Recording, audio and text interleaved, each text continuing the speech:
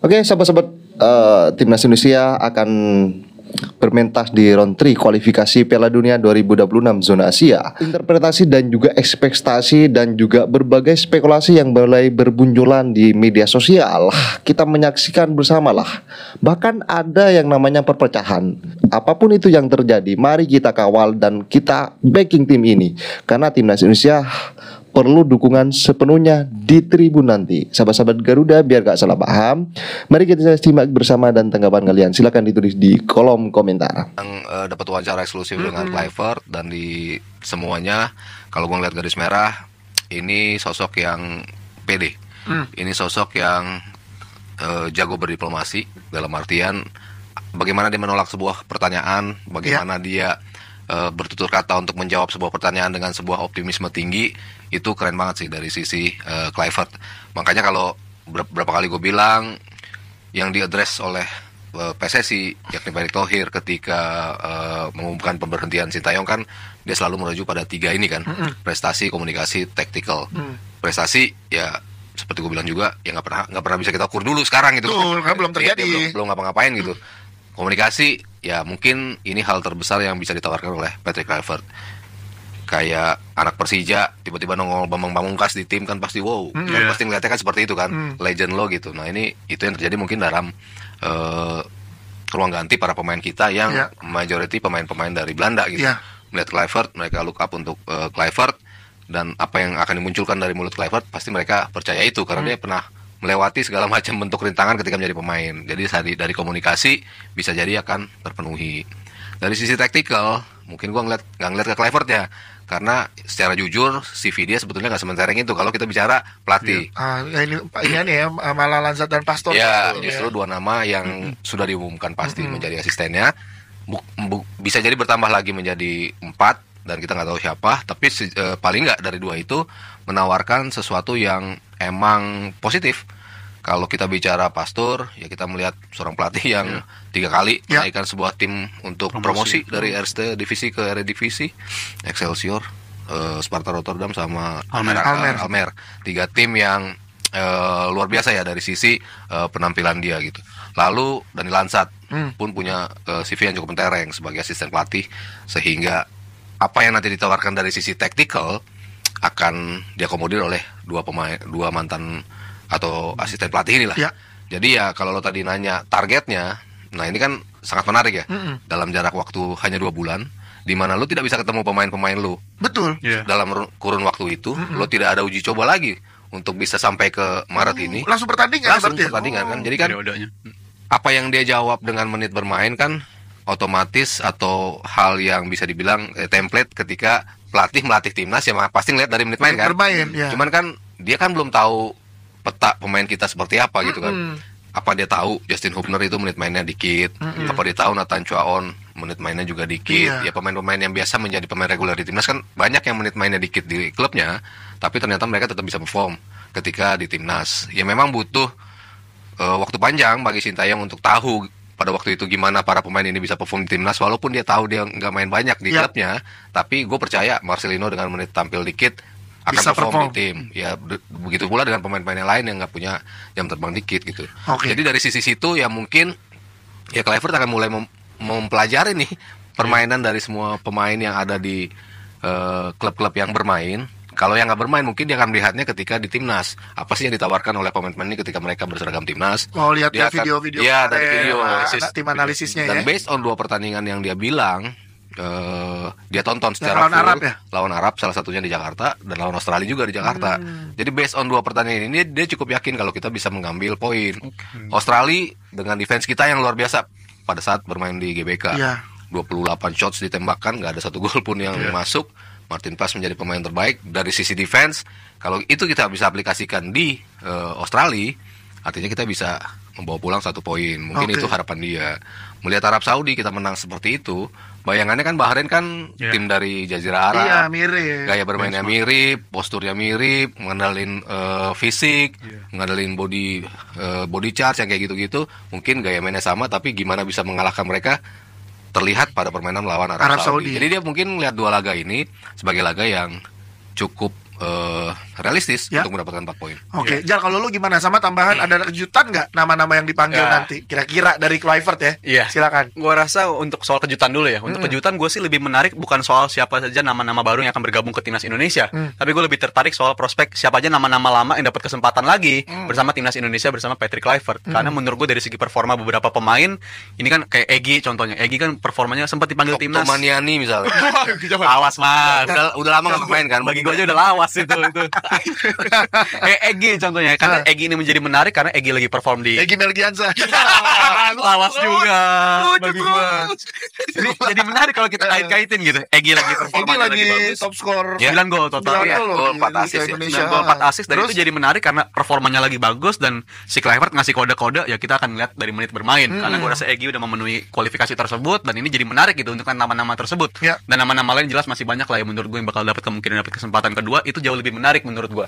Karena kalau lebih bisa memanfaatkan skuad yang udah ada yang pernah udah punya label caps di timnas itu bakal sangat membantu bagi Patrick Kluivert dan gua ngeliat dia pelatih yang jawabannya kayaknya sejauh ini belum ada jawaban yang salah ya. Belum Sejauh ini blunder, PR aja jawabannya selalu tepat gitu, selalu yang kayak pengen kita dengar tuh dia bisa jawab gitu. Dia sesuaiin, dia keluarin dari mulut dia kata-kata yang seperti itu dan kayaknya dia sadar persis pentingnya menit bermain bagi para pemain ya. Karena kita ingat di 2 match day yang tadi disinggung sama Mas Aryo, khususnya Arab sama Australia ya, itu kan si Haye pada saat itu belum dapat klub gitu.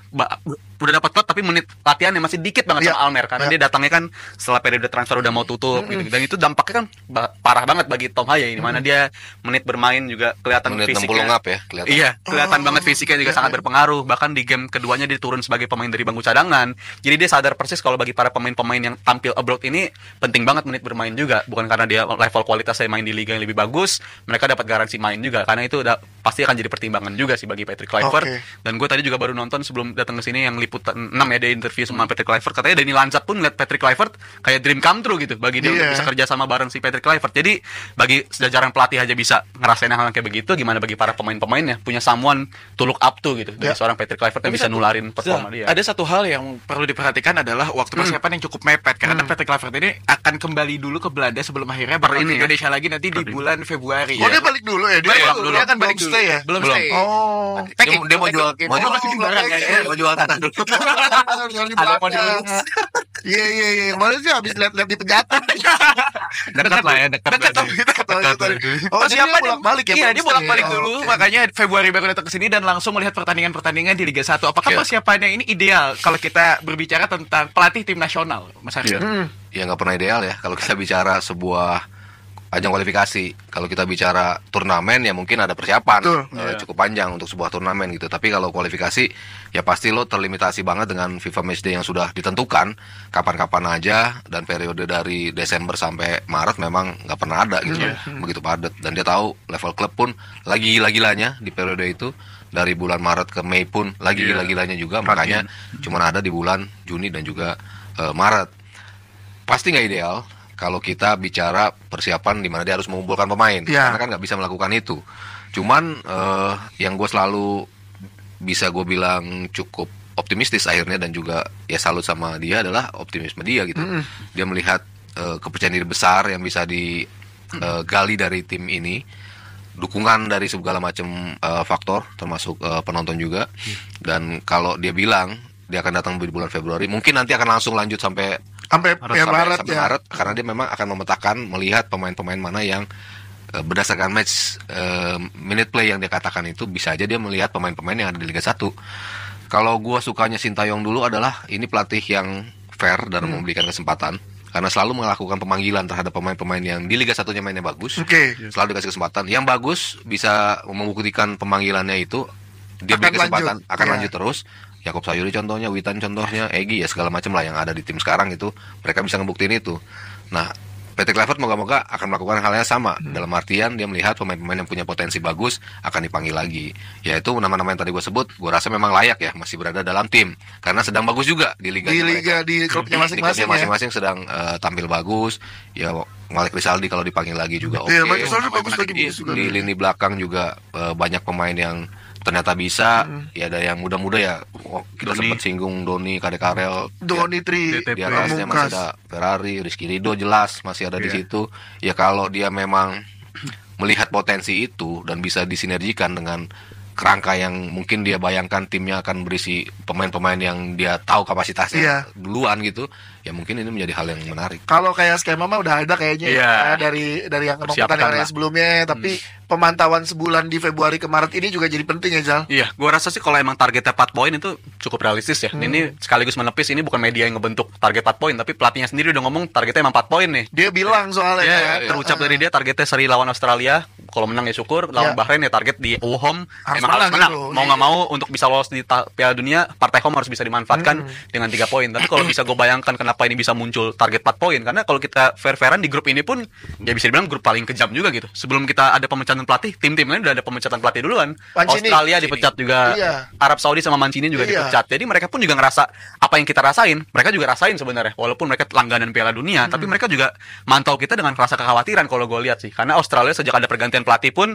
ya dari segi bertahan mereka meningkat lah, nggak sebegitu rapuh kayak si Graham Arnold sebelumnya. Tapi dari segi konversi peluang itu mereka juga masih minim. Jadi menurut gue itu alasan kenapa kita mantau away ke sana tuh kita bisa curi poin dari sana. Dan faktor backnya dia yang Mas Aryo selalu singgung, kulkas 4 pintu. Betul, si Soutar itu kan juga dipastikan nggak akan memperkuat ketika bertanding lawan Indonesia nanti karena cedera panjang dia. Jadi menurut gue secara faktor-faktor pun kita punya rasa optimis tapi punya khawatir juga, begitupun dengan Australia. Sama-sama kita ada khawatir masalah, juga. ya. Iya, jadi masalah juga ada dan tim-tim lain pun juga nganggap Indonesia tim yang punya potensi kuat juga untuk berlanjut. Karena kadang kita tuh ngelihat kita yang punya masalah, kita yang orang paling menderita gitu.